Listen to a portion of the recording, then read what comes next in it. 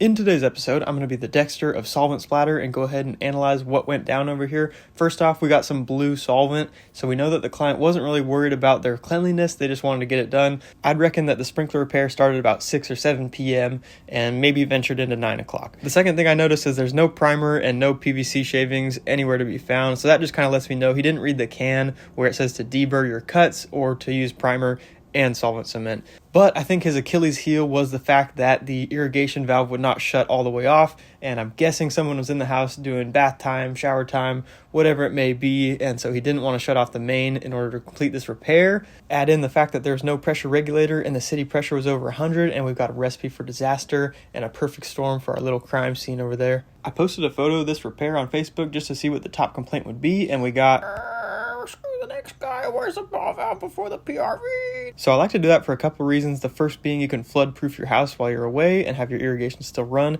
The second is for leak detection. You can isolate the house and the irrigation and see what's leaking when you have a problem. Hey boy, that's crooked as a politician. That one came from my most consistent hater, Ronald Rembish on Facebook. Thanks for watching, Ronnie.